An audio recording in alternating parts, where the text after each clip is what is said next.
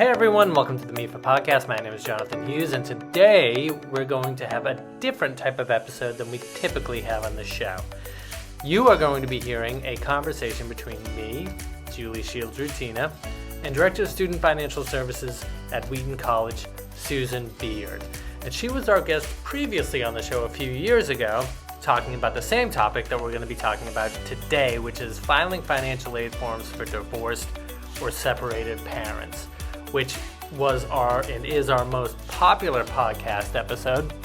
We knew it would be very popular because it is a question that we get dozens of times every year. My wife and I, my husband and I are separated, we're divorced. How do we file the financial aid forms?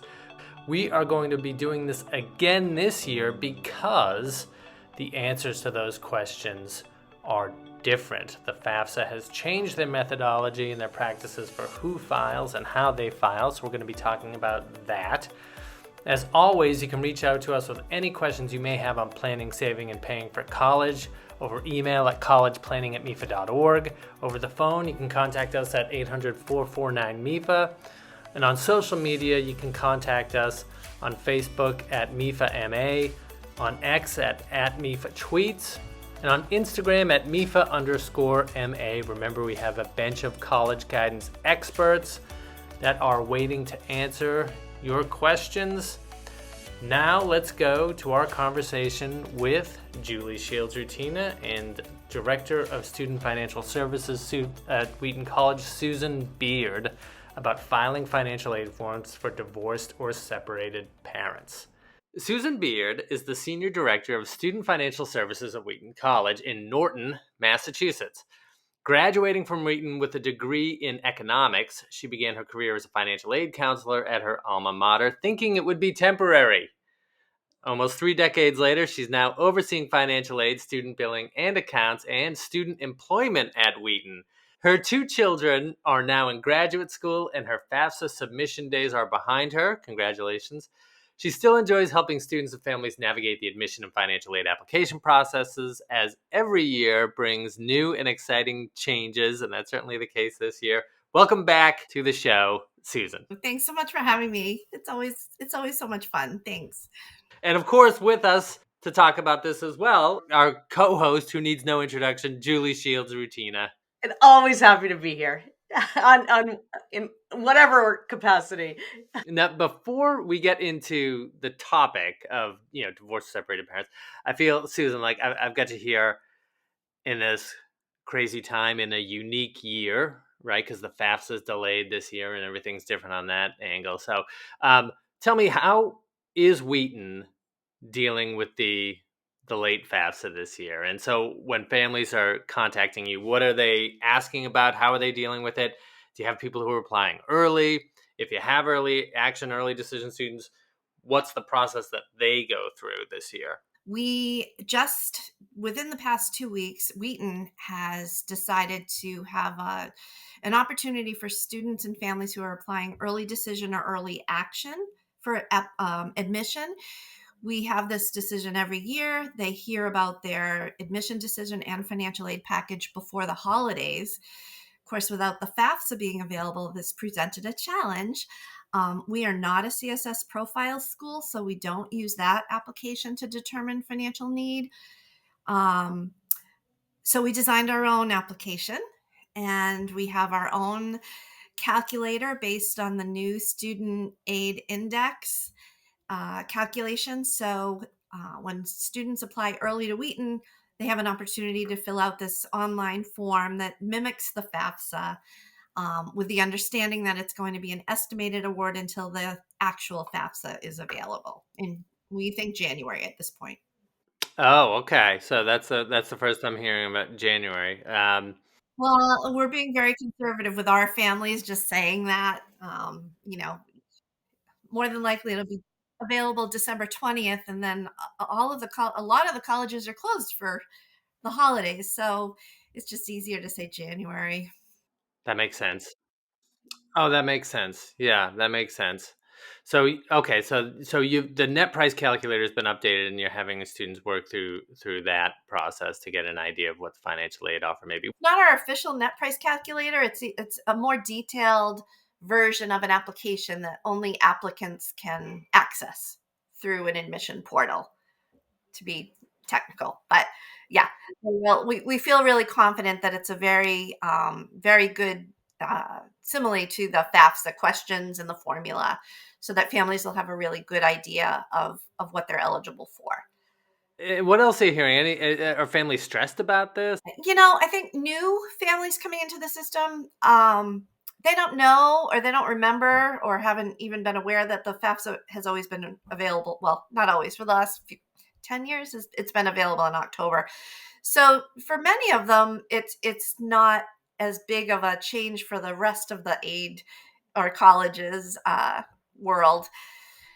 Families that have multiple children in college, and that's a whole other topic we could go into, they are more aware and more nervous. So we have a lot of our current enrolled students families calling and saying, what's going to happen next year? I usually have applied by now.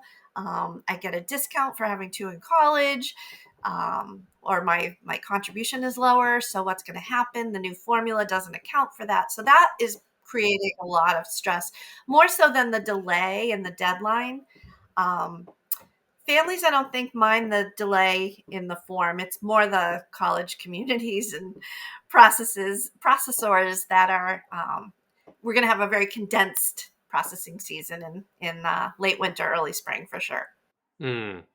So last time we were all together, we talked about this topic. As I mentioned before, it was a different year. The actual information, the process is a little bit different. It's changed. But before we get to talking about what has changed, maybe we should talk about what hasn't changed. So in general, how divorced or separated parents should, like I said, in general, approach this process, the financial aid process, and what should they keep in mind, and what spirit should they do this?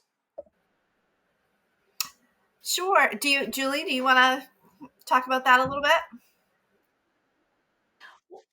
Well, yeah, you know what? I have just a couple of things to say, Susan, and then I want to hear how you think about this too. But I guess one thing that I like to say to people is, of course, there are so many circumstances, and everyone's family is different, and people's relationships are different. But just because parents are divorced doesn't necessarily mean that has to make this process more difficult. I think there's that idea that it is, understandably, but I just want to share that working in this field for so long, I've talked to a lot of married parents about the college process, and so often people have different ideas about what they want for their kids when it comes to college. Maybe one parent went to a private institution and one went to a public institution, and they both feel strongly one way or another about those decisions. Or one parent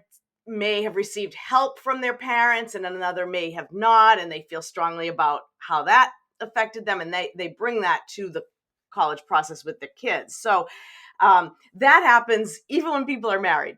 And so when people are divorced, yeah, it feels like you want to get a little bit on the same page, and that can be more challenging, but it's not uniquely challenging to divorced families. So I think one really key important step, if possible, and I know this can be easier or more difficult in different circumstances, is if parents can get together kind of as early as possible and just try to have a couple of conversations about all of this, and with their student and without their student, so that people can sort of come to some understanding of how this process is going to go. And then the same advice that we give to all parents, which is keep an open mind. The key is wanting to have the student have a group of schools that they are excited about applying to, and then seeing what financial aid is offered from those institutions, and then making a good decision on where to go. So some of that is universal to all parents. I guess just making sure those conversations happen between parents who are divorced or separated could be a little more challenging. Absolutely. I think when at the college level, when we speak with parents who are separated or divorced, and Julie, awesome point about married parents too. Sometimes philosophically, they're not on the same page. Um, so we do go a little extra mile to assure separated or divorced parents that their student is of utmost importance, their child, right? The process is all about their child. And by filling out forms that are requested by the college, it's not obligating them to pay anything. It really is just it's necessary to determine the most financial assistance that their child can get. Um, the other question, so that's one question. I don't want to pay, so I don't want to fill out the form. Well, that we're not telling you to. We need the information. And the other second, I guess, most biggest concern that we hear about is confidentiality and the intermingling of finances.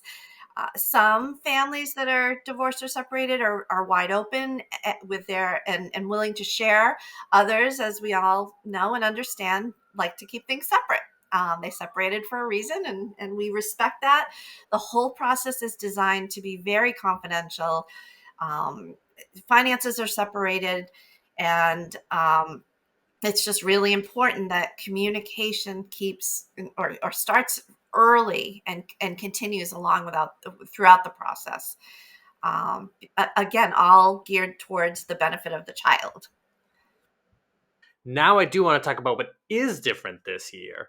So the FAFSA, as we said, it's not out yet, but when it does come out, there are changes for divorced or separated parents. Susan, I wonder if you could tell us what is going to be different this year. Sure. So traditionally, it is the custodial parent, defined as the parent with whom the student resides most of the time. That's the easiest way to describe how it used to be. Now the FAFSA is asking for the parent to be the main contributor or parent of the student is the one who provides the most financial resources. So that may or may not be the parent with whom the child resides. And then people always ask, it goes to taxes, right? Who claims the child on the taxes, right? And is that what it is? No, it is not. As many families who go through a divorce make arrangements on their tax returns. One year they'll claim the child, and the next year the other parent will claim it. And so it's not doesn't necessarily mean that's where the kid is living with that parent. So the definition now is the parent who provides the most financial resources. Um, Always followed up with a question from our families. Well, my child splits their time 50-50. Or sorry, it's not the time anymore. It's the resources. We both contribute 50-50. So you do need to try, or the families need to try to figure out which parent provides the most financial support. And it's defined as income or assets right now. But there's been an outcry from the aid community to better define that on the FAFSA, as it's going to print in the next, or print, so to speak, it's going to be online within the next few weeks, to say whichever parent has the most income and assets, so that it's a little more defined. Because we had families that say, well, he makes more income, but I have more assets. So how do you figure who is more of a financial contributor? So it gets very, very tricky. Julie alluded to the fact that no two situations are alike. And, that's where our resources come in, your resources come in. When families are questioning or just really aren't sure what to do, they can seek advice and talk with somebody. I find parents feel so much better just by having someone tell them what to do or which person to use. And going through the process myself, and Julie, I'll speak for you as well, if you don't mind. I think we're extra sensitive to scenarios like that, and the extra few minutes that we can give to families that are separated or divorced or living apart, living at different parts of the country, different countries. no two are alike. Our biggest goal, financial aid administrators and any kind of college advisors, is to make the process as stress-free as possible and as quick as possible, so deadlines aren't missed. We don't want to belabor anything. So that's, I think that'll be the biggest challenge, is just trying to figure out which parent to use on the FAFSA itself. As far as the CSS profile, Julie, I don't know if you can talk about that, if it's similar. Yeah. So, and with the CSS profile, um, the question now is going to mirror the FAFSA a little bit more. So they're asking the student to choose the parent who provided more financial support, and that would be, that parent on the CSS profile. But what we know about the CSS profile is that they actually then ask more questions about the parent situation, what other parents are involved. So then schools that use the CSS profile will have that, the one parent of record, but the student will also say who's the other parent. And many colleges that use the CSS profile will ask that parent to then go in and fill out I won't call it a non-custodial profile, right? I'll call it an other parent profile at this point, because sometimes colleges that use the CSS profile will want both parents to complete that. So with the CSS profile, usually both parents end up completing a separate profile.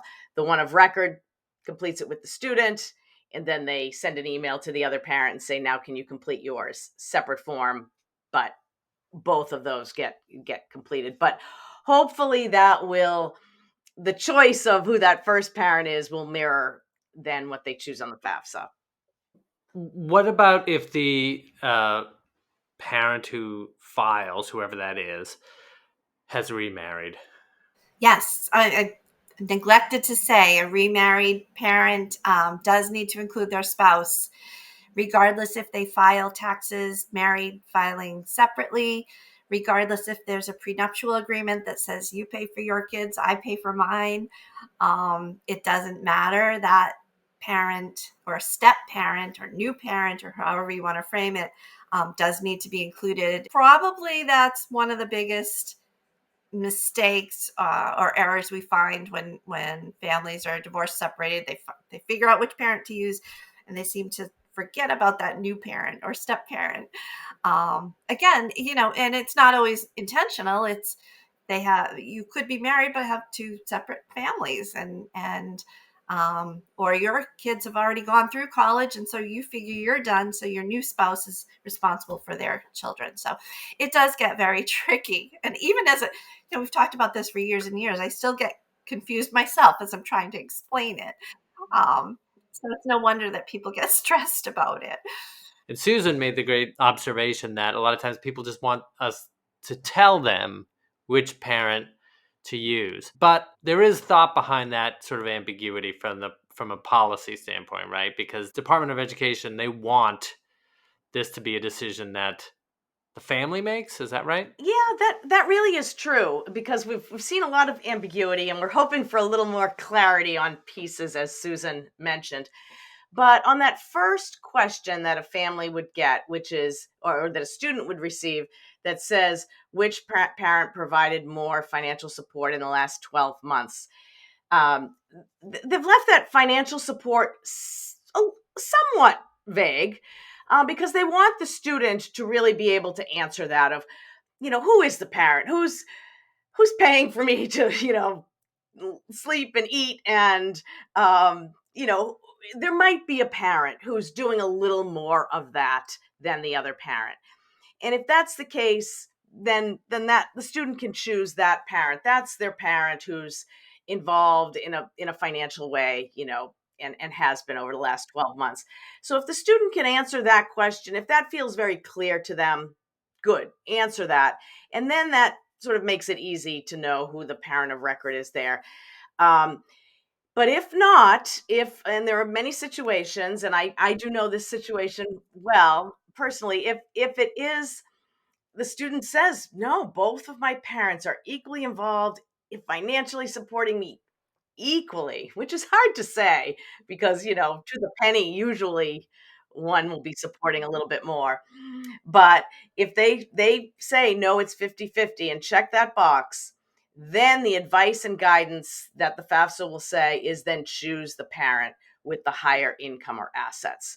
So then it's very clear they have to choose the parent with the higher income or assets. So in a way, I think it can sometimes be easier if the first question seems like a no-brainer, go with that. If not, if you get to that,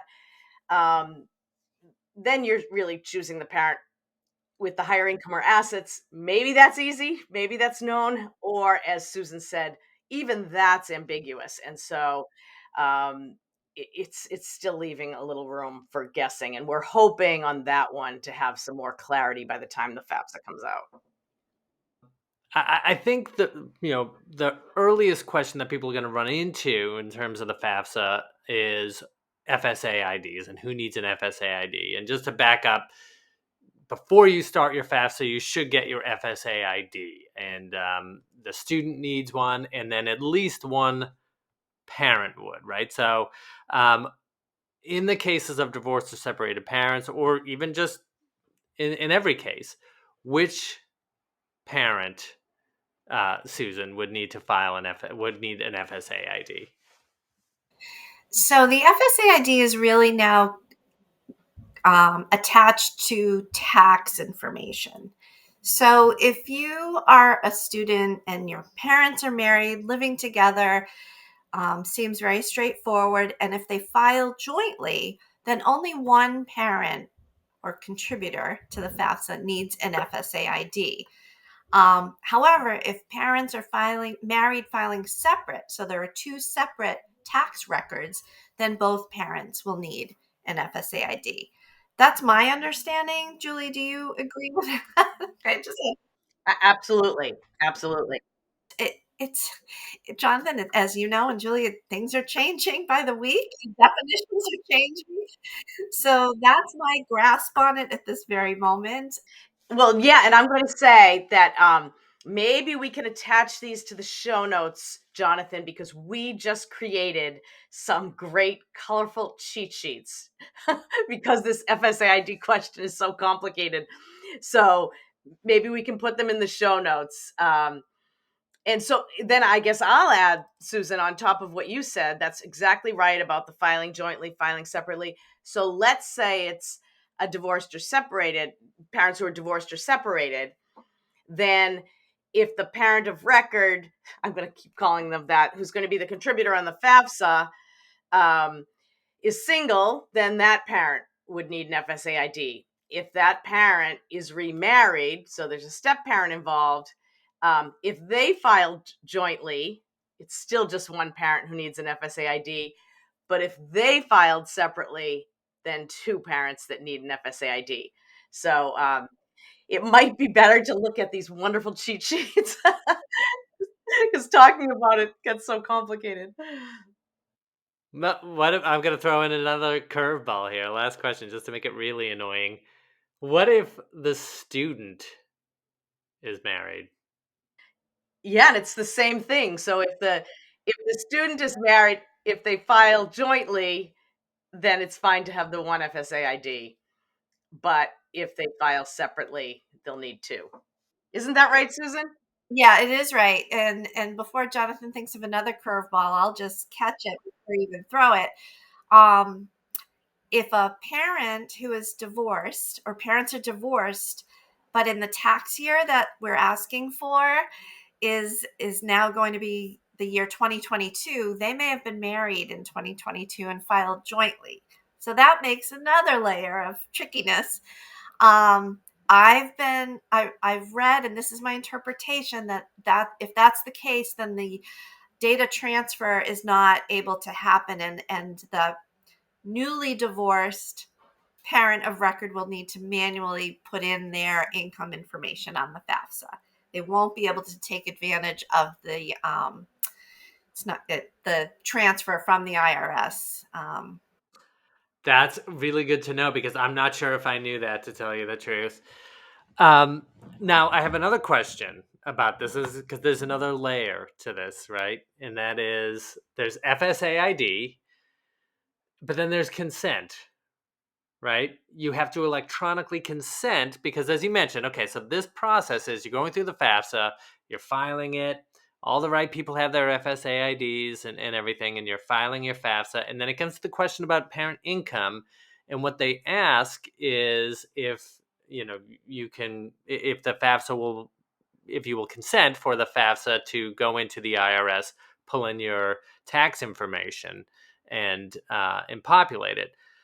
And so even if you haven't filed, you have to give consent, right? For them to be able to go in and do that and just sort of verify that you have or haven't filed. What about that piece of it? This is really new and cutting edge, sort of. Whereas before, parent, student both have an FSA ID. You could sit at the computer and do the form together, both electronically sign, and off it goes. Now the steps are a little bit different in that the student begins or starts the FAFSA with their own FSA ID, and then they invite contributors or contributor to also add their information. Um, I'm I really am nervous that this may hold up processing quite a bit, but the government keeps telling us it's going to be simplified. Um, it will get tricky, and I don't mean to jump ahead, but while I'm thinking of it, I'm very worried, and my fellow aid administrators are worried in that when a student starts a FAFSA, if the contributor that they've invited does not comply or add their information within 45 days, the FAFSA disappears and they have to start from scratch. So, you know, I don't know if I'm hungry or not, but when you talked about all the many layers, I just thought of this whole process as baklava. Like there's just so many thin layers to get through. In the end, it's a delicious dessert and it will pay off. But there are so many layers, and those nuts in between might create a few hurdles. But Susan, I love it. I'm going to steal it. I love it. did I answer the question? I'm not sure I answered the question. Yeah, the question. I mean, I think it's already been answered because if there was a divorce in the year that they're pulling information from, there would be no need to consent because you're not consenting to having your information pulled from the IRS if you're not a contributor, and this information has to be listed separately. Is that correct? Right. Yes, exactly. Okay, so that's good. I'm learning along with everybody else here. This is nice.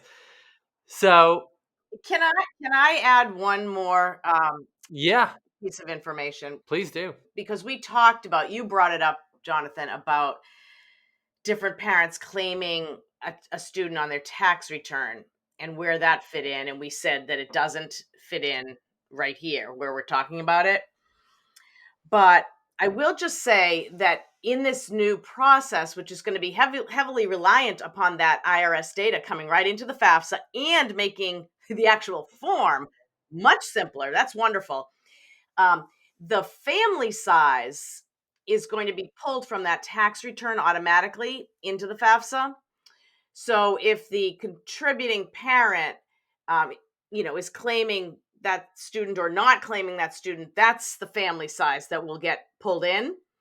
But on the FAFSA, the family always has the chance to just adjust that family size and put in the correct family size for the year.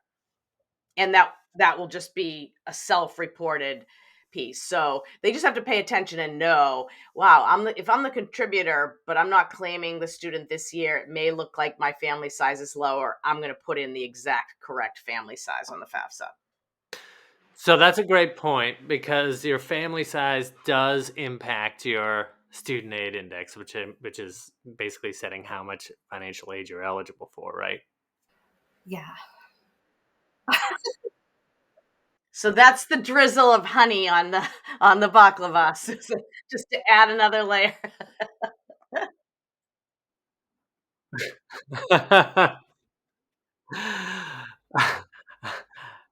Okay, so let me ask. I can't think of another baklava analogy, but let me think. Let me have a follow-up question for that, right? Because it's my understanding that you don't see the information that's pulled over from the IRS, right? So how did You just have to know. you just have to know? So is it our advice then that everybody just goes and puts in for divorced or separated parents that family size information without checking if they have it correct? Just fill it in.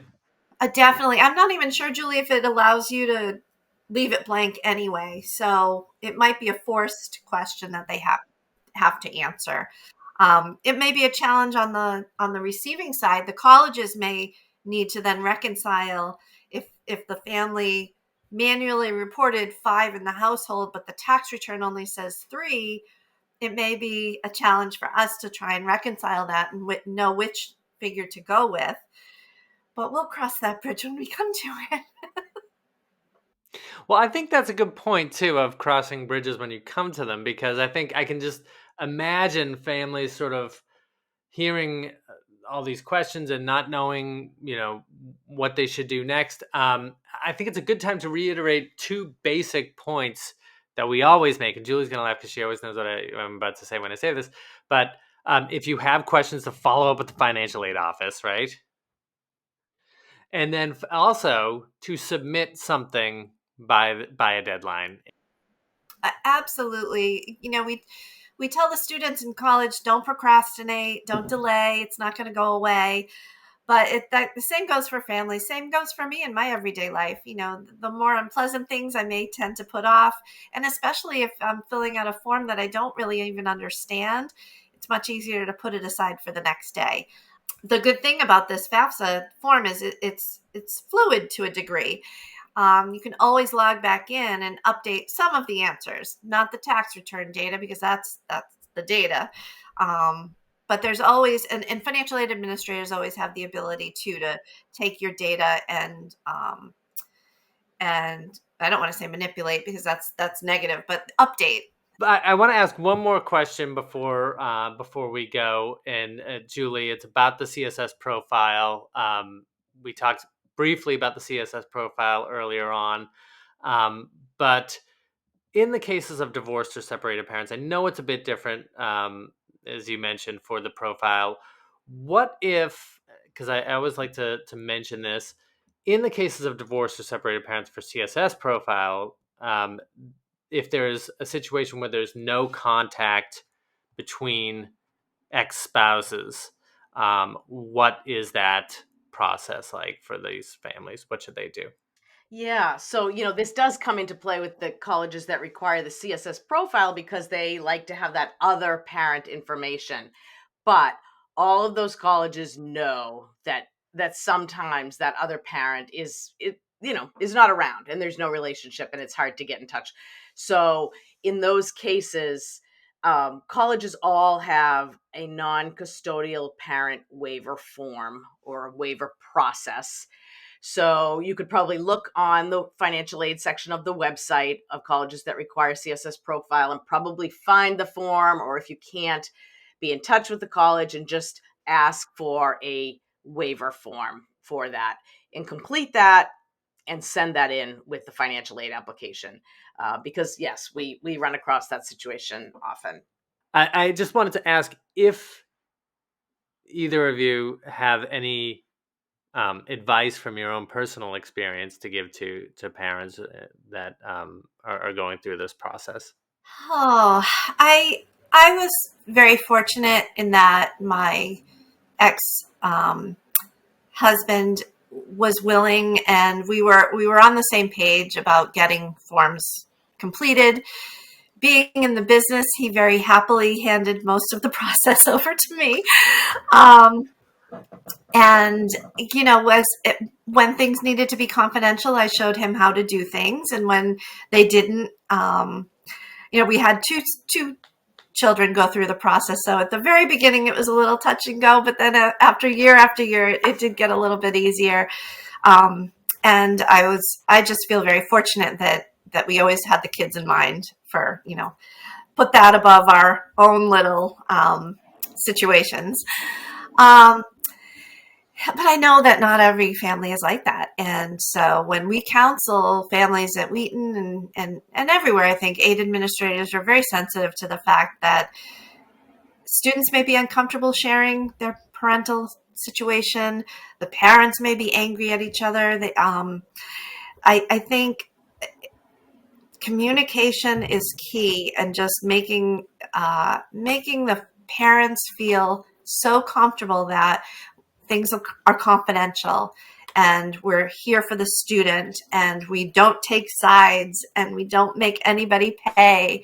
That's been my MO anyway, is just making families, and again, I will disclose to families that I've been there. And so even just hearing that makes them feel maybe a little less stressed. Yeah, I agree with you so much, Susan. And I agree with you that we're in kind of a unique situation where, because we do this for a living, my ex-husband also, was looking to me for the guidance on it, which I think wouldn't necessarily happen in other situations. But what I would say is sort of the families that I see that come to me, sometimes will come to me maybe even junior year, and they've come upon a difference, as I said, where, one parent thinks the student should go to UMass because he or she went to UMass, and the other parent is looking at a variety of other colleges. And so when they come to me, it's almost as if they want to solve that problem right then and there, because they're at a disagreement early on in the process. And so I would encourage people to say that doesn't have to be solved early on.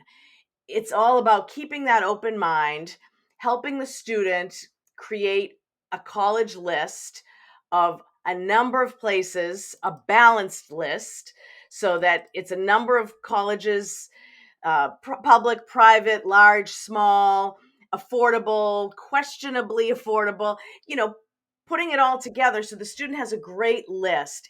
And then just make a decision as a family that you're going to collect all of that information. You're going to look at all of that information very closely together, if possible, and make a decision that is good for the student as far as academics, geography, social pieces, all of that, and affordability. But that final decision doesn't have to come until, mid-April of senior year. And so if you can really just work through junior year, the summer after junior year into the fall, as a building the best options for the student. And then there will come a time for that critical decision, but it doesn't have to happen before the whole process has even started. Well, all right, Julie, Susan, thank you so much for being here. This is very educational. Hopefully we'll do it again soon. Thank you, John. Enjoy your baklava. All right, everybody. Well, I hope you enjoyed that. I want to thank Julie and Susan for being here and sharing their expertise with us and their experiences.